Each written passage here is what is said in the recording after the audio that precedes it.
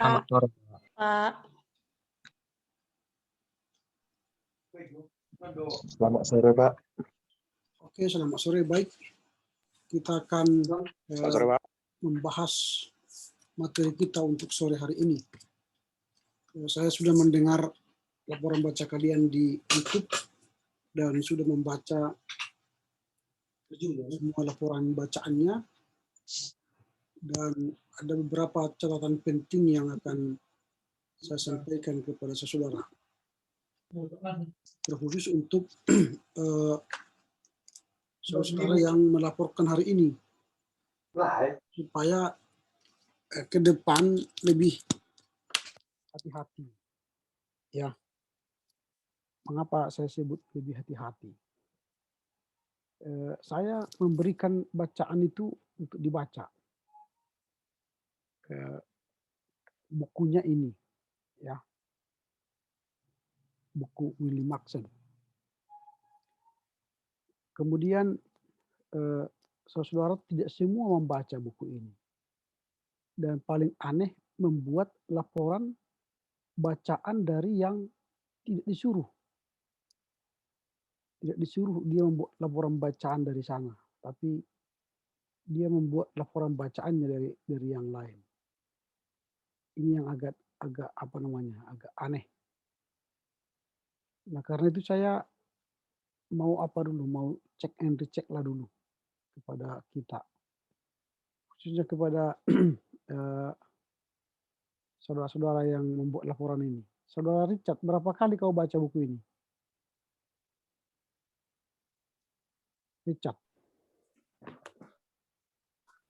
apakah ada di sini Richard? Hanya sampai 10 kali, Pak. Dan pada saat yang ke-11-nya saya ulang-ulang, misalnya pertama dulu Injil Yohanes, dan 2 kali saya ulang mengenai subbabnya, baru saya buat ke dalam laporannya, Pak. Gitu ya. Setelah 10 kali ya? Iya. Wah, keren itu. Jadi kalau sudah 10 kali hasilnya begini, luar biasa lah ya. Cobalah saya tunjukkan aja dulu kepada kita ya. Apakah ini hasil kerja 10 kali baca ya. Sedangkan sudah 10 kali baca, hasilnya masih seperti ini. Ini kan? Oke, ini sudah 10 kali baca, hasilnya langsung ya ke sini ya. Kemudian ini bentuk sastranya 3 baris. Keadaan pembacanya 2 baris. Kesatuannya 2 baris. Wah, keren ya. Oke, baguslah. Kamu bisa membaca 10 kali hasilnya seperti ini ya. Oke, kalau saudara Rido, Silalahi. Berapa kali kau baca buku ini?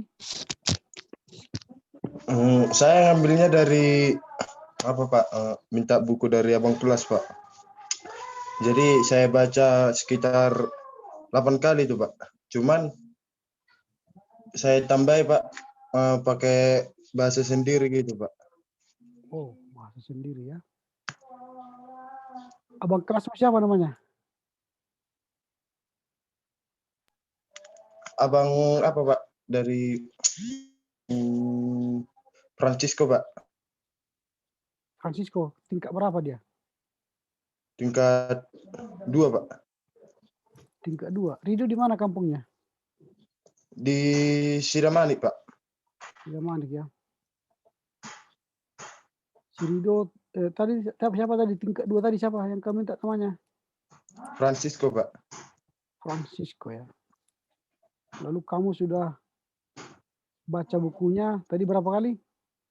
Sekitar 8 kali, Pak. 8 kali. Oke, keren ya. 8 kali dibaca. Tapi hasilnya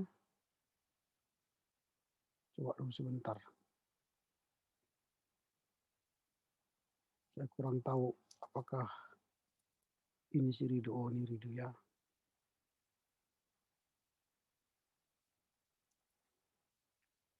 Bukunya bagus. Ditunjukkan dari sini sumbernya. Ya. Lalu diminta dari si Franciscus tadi ya. Ya, dari siapa tadi? Franz? Iya, Fran apa tadi? Francisco, Pak. Francisco. Tingkat 2 ya. Iya, Pak. Francisco apa namanya marganya? Marga apa dia si Francisco? Marga Silelai, Pak. Lalu yang dia kasih bukunya ini.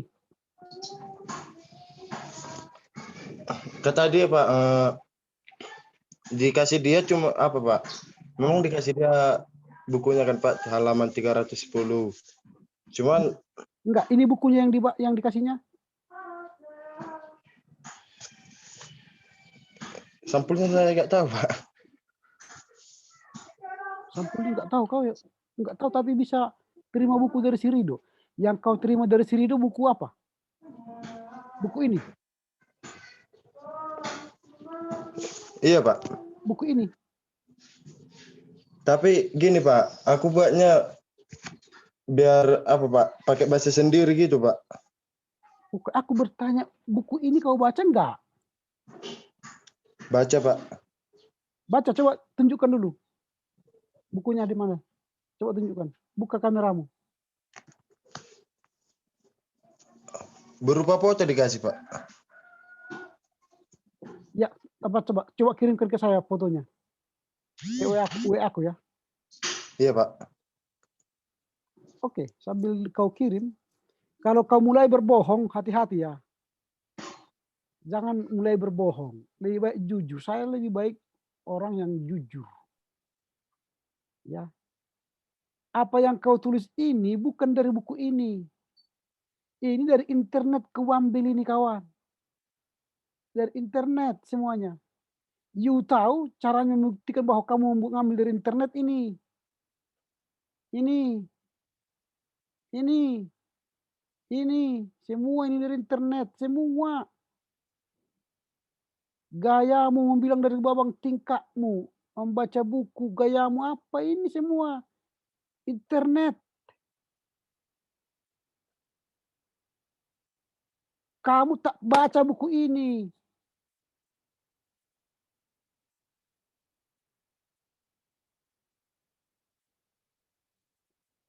Bodoh kali kau. Kau mau coba bohongi aku. Otakmu masih segini dibanding saya.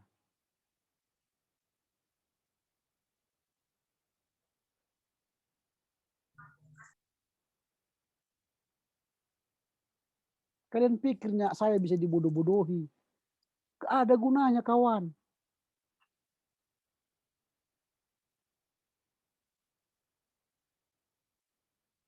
Kalau kau tidak punya bukunya, ya minta ke teman-temanmu. Minta ke saya. Coba buka kameramu, Rido.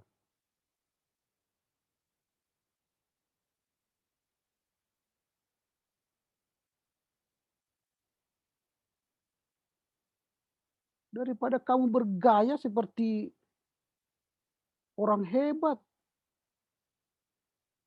Yang kau baca bukannya buku ini. Kau ambil dari internet, kau bergaya menjelaskannya seperti orang yang sudah baca buku itu. Coba lihat yang kau jelaskan hanya Yohanes ini. Hanya Yohanes. Mana 1, 2, 3 Yohanes? Di mana? Di mana 1, 2, 3 Yohanes di sini? Gak ada.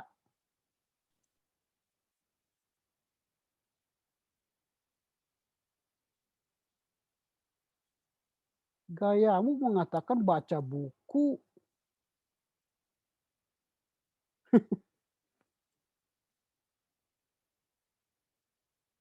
Kasihan lo orang tuamu menyekolahkanmu. Serius kau. Buka kameramu, Rido.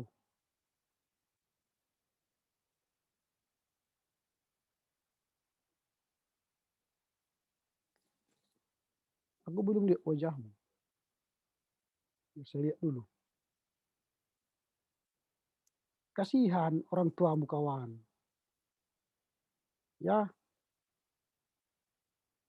Seorang sarjana teolog, mahasiswa teologi, dituntut kejujuran. Jujur. Kalau kau sudah mulai seperti ini berbohong, gimana kau jadi pendeta berbohong? Jujur aja. Pak, saya tidak punya bukunya, Pak. Selesai. Mau saya kirim ini, ku kirim sama kau.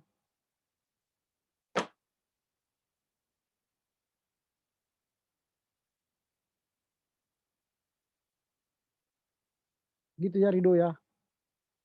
Ini masih semester 2 loh. Masih panjang perjalananmu ke sana, ke depan sana.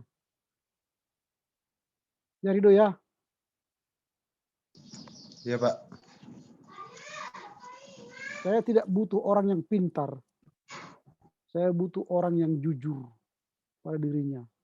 Lalu mau belajar, menambah ilmu. Kita ini masih berproses menjadi orang teolog. Ya, maka saya suruh kalian baca supaya kalian bisa mengetahui isi buku William Maxon. Semua kalian ya, tidak hanya mereka yang membaca itu. Kalian harus baca buku ini. Oke, saya coba ke yang lain dulu. Ririn, berapa kali kau baca buku ini? 5 kali, Pak. Berapa? 6 kali. 5 kali, Pak. Ke-6 kalinya saya sekalian ngetik. Jadi 6 kali, baru 6 kali baru nulis ya. Ya. Oke.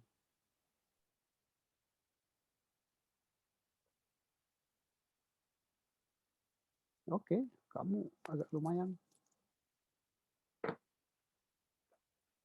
Waktu kamu membaca buku ini, baca enggak buku yang sedang kau pelajari? Bukunya. Ya, saya baca, bahkan saya lagi membaca, Pak. Ini bukunya yang ini, Pak. Beda dengan punya Pak. Kalau saya bukunya warna putih, Pak. Ya itu kan revisi. Maksud tuh yang itu kau baca enggak yang kau bahas itu? 1, 2, 3 Yohanes dari sini. Baca Saya baca, Pak. Baca Injil itu. Injil yang di buku ini saja saya baca, Pak.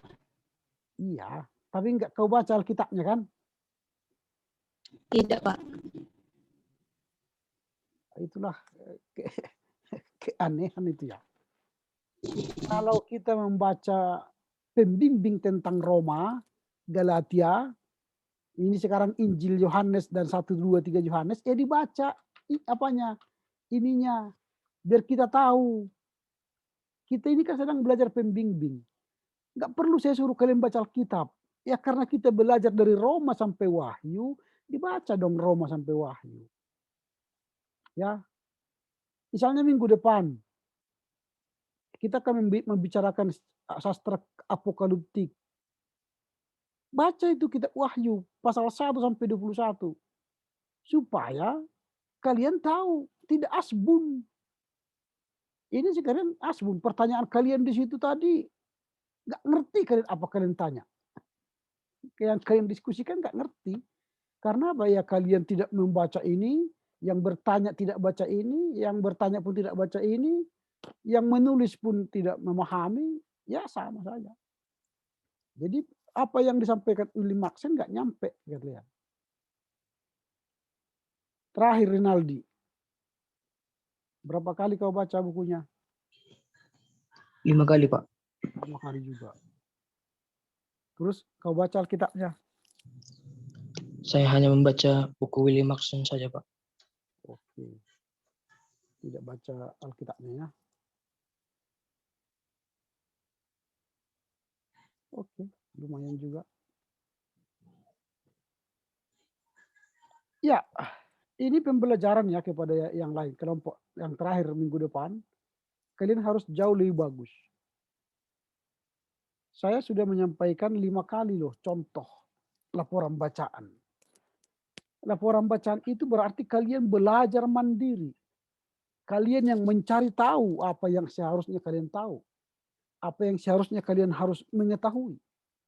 Jadi bukan lagi seperti SMP, SMA, datang guru, dibacakan.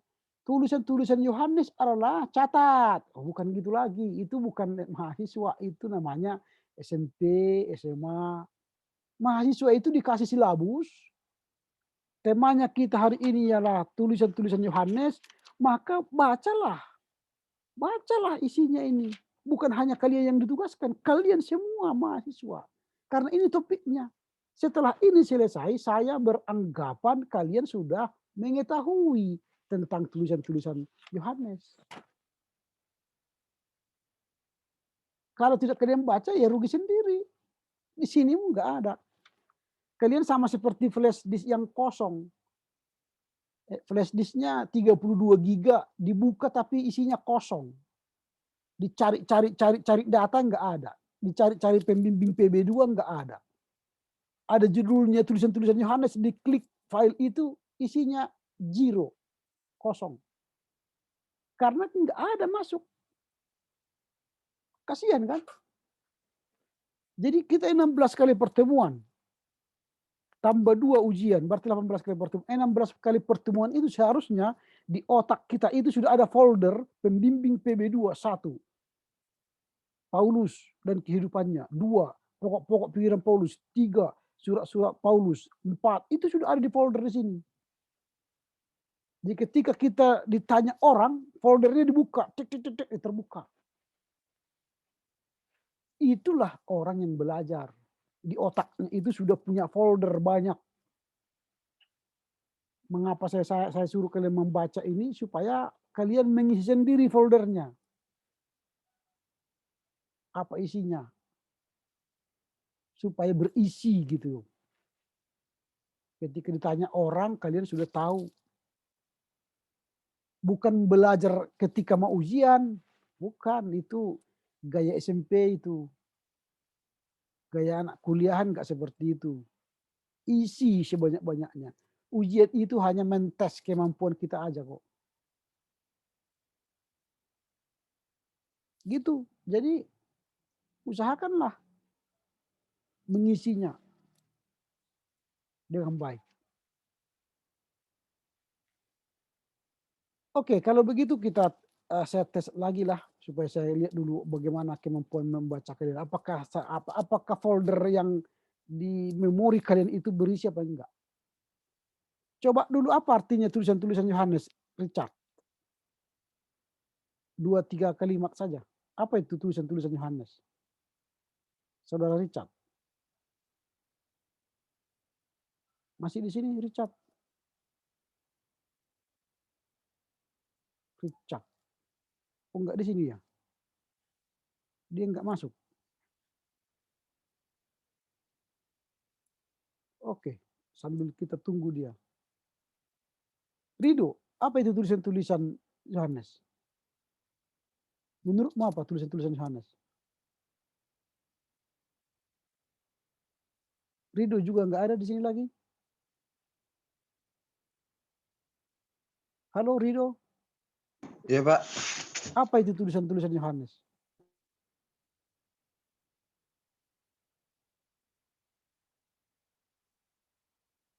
Hidupkan speakermu, enggak kedengaran ini.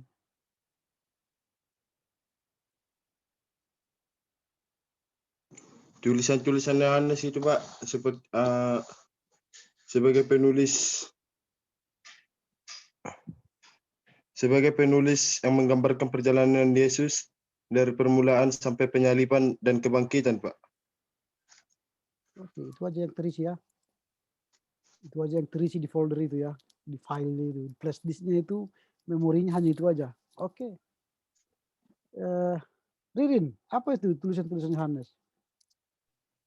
Tulisan-tulisan Yohanes yang menggambarkan tentang perjalanan hidup Yesus dan juga menceritakan kisah Yohanes dan satu kitab 1 Yohanes dan kitab 2 Yohanes, Pak.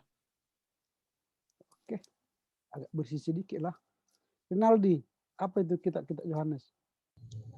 Menurut pemahaman saya, Pak, tulisan-tulisan Yohanes itu adalah surat yang dituliskan untuk menggambarkan bagaimana perjalanan Yesus dari permulaan sampai penyaliban dan kebangkitan. Seperti yang ditulis dalam Injil sinoptis. Namun bukan berarti bahwa Yohanes itu termasuk dalam Injil sinoptis. Namun hanya memiliki beberapa kesamaan saja dengan Injil sinoptis. Terima kasih, Pak. Hanya itu aja ya. Jadi kisah penyaliban Yesus ada di 1, 2, 3 Yohanes ya. Nanti kalau kalian baca 1, 2, 3 Yohanes ada penyaliban Yesus rupanya di sana ya. Oke. Ketawa kita dengarnya. Oke, Richard masih di sini. Masih di sini kau kawan. Coba berbagi cerita dulu. Apa itu tulisan-tulisan Yohanes? Tidak ada di sini si Richard. Ini panggilan ketiga, nggak ada, nanti saya anggap juga absen ini kawan ini. Masih ada Richard? Masih, Pak. Tadi tiba-tiba hilang jaringan, Pak. Oke. Menurutmu apa itu tulisan Yohanes?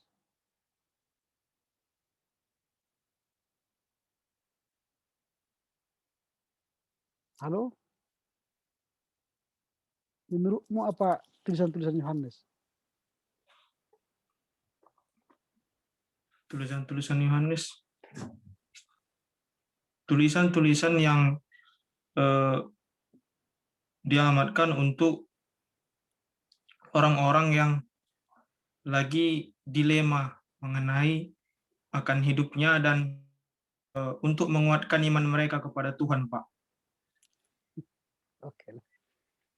Iyalah, terima kasihlah sudah berjuang memahaminya ya.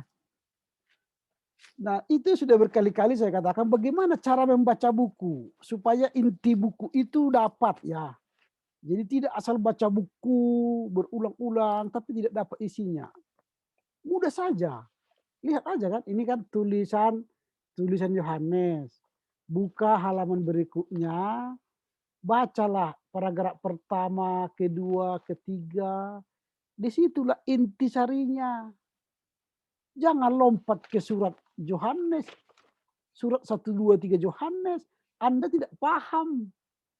Di sini Willy Maxen sudah mengantar kita ke sana. Baca dulu ini. Lumat, pahami ini. Baru masuk ke sana.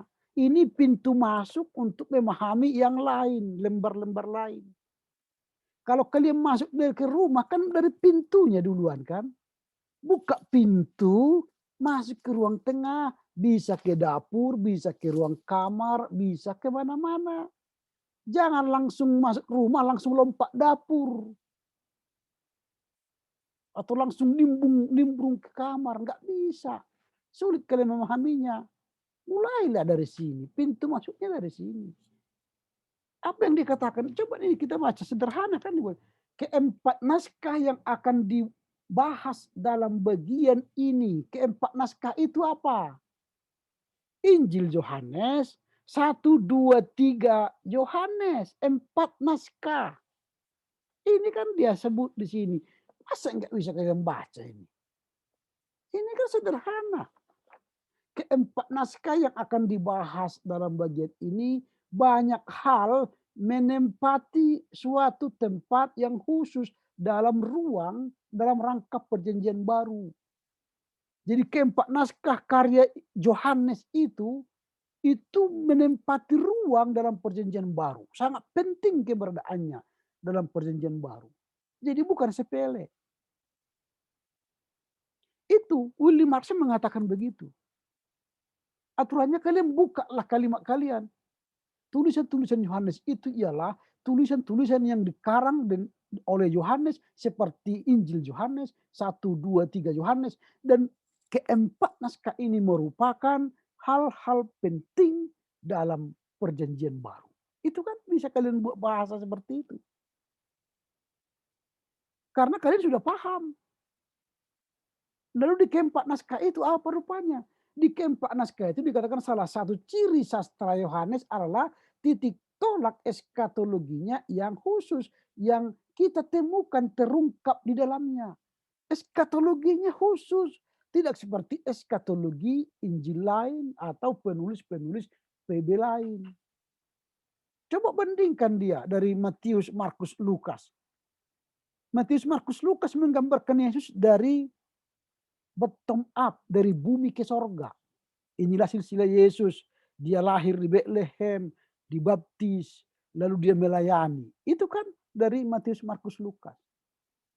Tetapi Yohanes memulai Yesus dari sorga. Itu kan. Yohanes 1:1 pada mulanya adalah firman. Dia tidak pernah membahas Yesus lahir di bumi, di Bethlehem. Enggak pernah. Karena yang dihadapi adalah orang-orang filosof Yunani. Beda, eskatologi dia beda. Maka kalian baca kian ini sudah hampir mengerti kalian keempat naskah tadi. Maka dibaca dengan baik. Apalagi selain eskatologi yang dia bahas. Yang dia bahas ialah soal parusia. Iya kan? Di alinea berikutnya jelas bahwa titik tolak ini tidak dapat dipertahankan bila kedatangan parusia itu tertunda.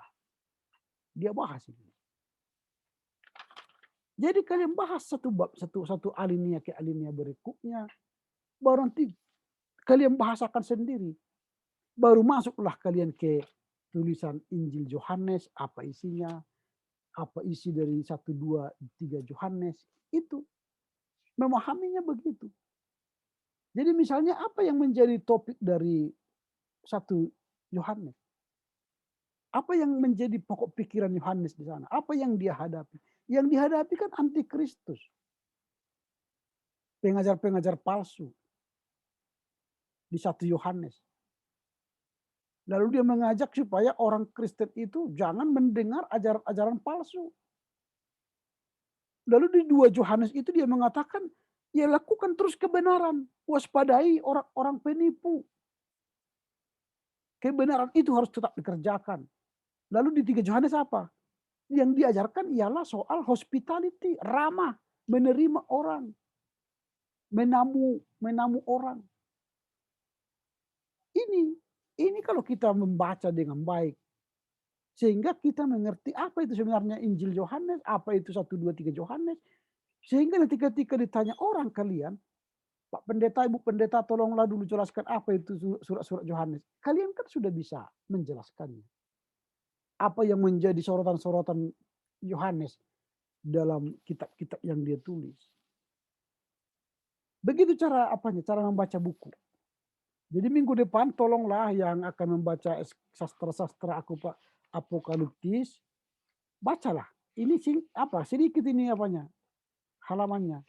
Kalau sudah sedikit pun kalian tidak bisa membacanya dengan baik. Ini sastra-sastra apokaliptis. Dan ini paling terakhir kalian juga melaporkan buku. Wah, pastilah ya nilai kalian pun akan lebih rendah dari yang lain lah. Karena kalian sudah terakhir, sudah banyak contoh ya, udah banyak contoh. Bacalah kitab Wahyu itu sampai habis. Supaya kalian tahu nanti menceritakan apa yang disampaikan oleh Uli Marxin itu berdasarkan kitab ini. Wahyu itu. Oke, sampai di sini ada pertanyaan sebelum kita lanjut ke bagian yang lain. Ada pertanyaan? Oke, kalau tidak ada pertanyaan, saya akan bahas soal UTS. Minggu yang lalu kita sudah melaksanakan UTS. Dan dalam pelaksanaan UTS itu, saya sudah sampaikan bahwa jangan lewat dari waktu yang ditentukan. Tapi banyak orang yang lewat waktu dari yang ditentukan. Ya tentu pasti ada pengurangan nilai lah. Ini jam-jam kalian mengirim dan saya terima. Hanya beberapa orang yang sesuai waktu. Yang sesuai waktu ini kan artinya mereka mengirim sebelum jam 15.40 yang ini. Yang lainnya kena tuh. Ini mereka inilah yang mengirim tepat waktu. Yang ini tidak. Ini kan lewat jamnya. Ada yang sudah jam 18, ada jam 17, ada yang sudah jam berapa lagi? 16:28 ini. Sudah jam 18 lagi, ada jam 18, jam 17. Udah lewat dari waktu. Ya artinya ya sabarlah. Tentu nanti hasil akhirnya ada juga. Di kelas lain ada juga yang tidak mengirim UTS-nya. Lalu dia mengatakan, Pak, bisakah saya perbaiki UTS saya? Saya bilang bisa, tahun depan. Jumpa lagi kita tahun depan pada mata kuliah yang sama. Karena kalaupun dia paksakan untuk ikut, ya sangat sulit untuk dapat nilai bagus. Coba kalian lihat misalnya, kalau dipaksakan dia ikut ya, karena UTS-nya tidak ada, maka nilainya tetap tidak bagus. Ini contoh, supaya kalian bisa lihat nanti. Kalau misalnya kalian sudah bagus, katakanlah kalian hadir setiap hari 100 lah nilainya, hadir. Lalu nilai kalian tugas-tugas katakanlah ada 87 nilai-nilai A+. Tapi UTS dia 0. Lalu UAS nanti katakanlah dapat 70 atau ya 70 lah. Kita anggaplah 70, pintarlah dia sedikit ya. Hasil akhirnya berapa? Ini 62,8.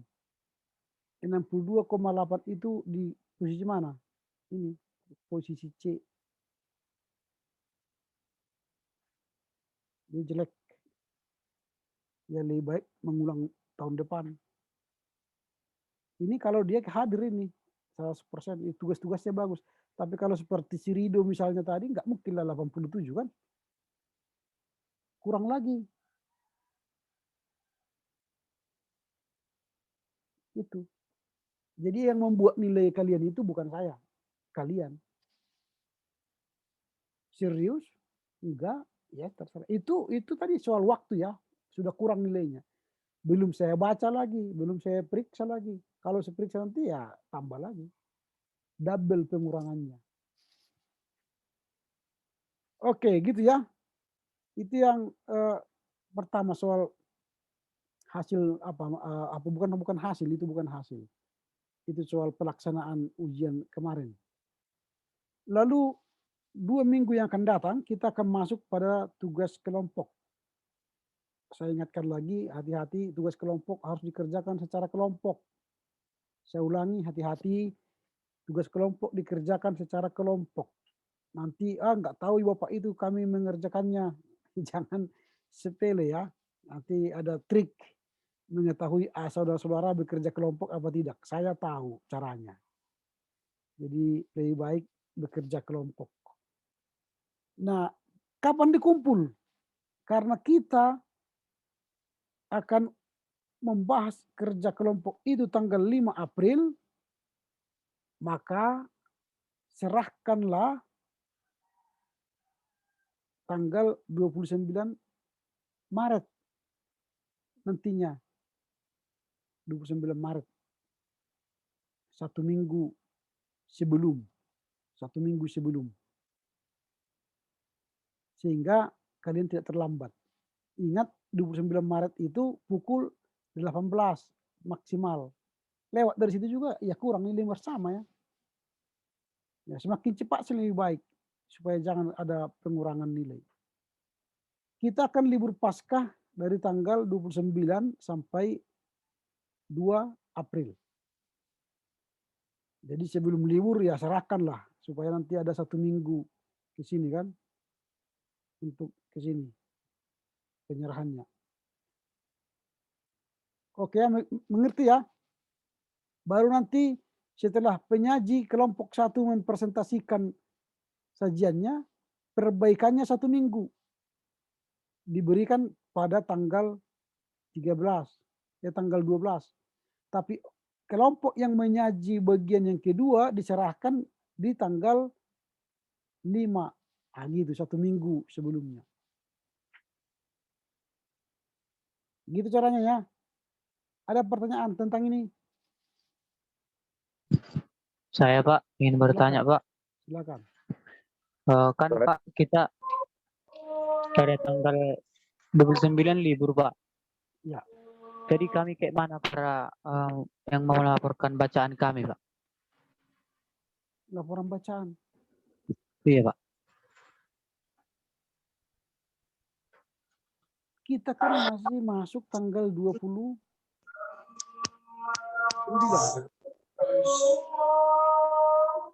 Kan liburnya mulai tanggal 29. Tanggal 29 itu kita masih masuk.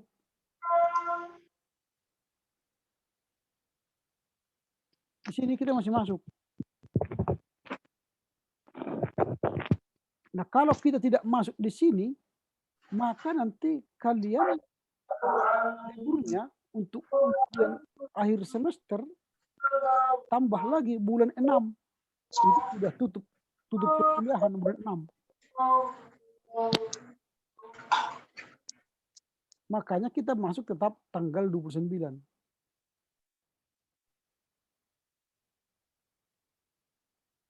Jadi tetap masuk tanggal 29, walau tanggal itu mulai libur. Gitu ya. Jadi kita tetap masuk tanggal 29. Jadi tetap kita masuk di sini. Tanggal 9. Walaupun ini permulaan libur pasca. Toh kalian tidak kemana-mana. Ini kan daring juga. Baik Pak. Terima kasih Pak. Oke. Ada lagi pertanyaan? Saya Pak mau bertanya Pak. Saya Pak. Saya Pak. Silakan. Itu kan Pak seperti waktu itu Pak pengumpulan laporan bacaan kita jam terakhirnya itu jam 5 sore Pak. Kalau nanti ini tugas kelompok Pak, apakah ada juga ketentuannya gitu Pak atau memang cuman harinya aja yang ditentukan gitu Pak? Terima kasih Pak. Tadi kan sudah saya sampaikan ya. 1 minggu itu berarti kan nanti yang mau membuat tugas kelompok pertama ini tanggal 5 April dikirimlah tanggal 29 April maksimal pukul 18.00. Ya, jam 18.00. Maksimal tanggal 29 jam 18.00. Gitu ya. Ada lagi pertanyaan? Jelas semua? Oke, kalau tidak ada, sampai di sinilah pertemuan kita. Saya Pak. Oh, silakan. Iya Pak. Tadi kan Bapak bilang pengerjaan tugas kelompoknya itu harus sama-sama. Dan sekarang ini mungkin ada di kampung, ada yang di Medan. Jadi bagaimana Pak kalau pengerjaannya dia terstruktur Pak? Jadi dia dibagi-bagi, semisal ada yang di pendahuluan, ada yang diisi, dan ada yang di kesimpulan. Kalau kayak gitu bagaimana Pak? Ini kan sudah ada fasilitas Zoom, Google Meet. Kalian kan bisa rapat seperti ini kan. Ini kan bertemu ini kan. Tempat itu tidak membatasi kita sekarang. Ini kita bertemu. Jadi jangan katakan saya di Sipiongot, saya di Pangururan, saya di Jakarta, saya di Medan. Enggak bisa. Ini sekarang bisa bertemu. Gratis melalui Google Meet. Mau pakai apa? Mau pakai WhatsApp pun bisa. Pakai telepon 8 orang pun pakai WhatsApp bisa. Mau pakai apa lagi? Jadi nggak ada alasan nggak bertemu. Gitu loh. Ini era digital. Jadi tidak ada alasan, oh kami tidak bisa bertemu Pak. Ya nggak bisa, tapi kan bertemu ini kan bertemu kan. Makanya hati-hati, saya katakan tadi hati-hati.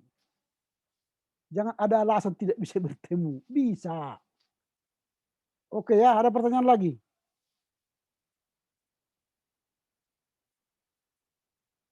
Tidak ada lagi?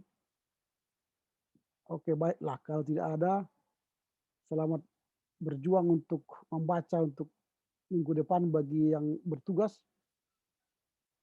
Jangan jangan sisakan waktu itu dengan sia-sia supaya kamu lebih baik dari yang lain. Tapi kalau hasilnya minggu depan sama seperti teman-temanmu yang sebelumnya, ya nilaimu pasti lebih rendah dari mereka. Karena kalian sudah melihat 5 contoh, tapi hasilnya lebih jelek daripada mereka, maka nilai kalian lebih jelek daripada mereka. Itu risiko ya, risiko itu. Oke, baik kita tutuplah perkuliahan kita. Tuhan menolong saudara, memberkati saudara dan semua keluarga. Baik, kita tutup dengan doa. Terima kasih Bapak, kami bersyukur karena sore ini kami boleh bertemu dan mengakhiri perkuliahan kami.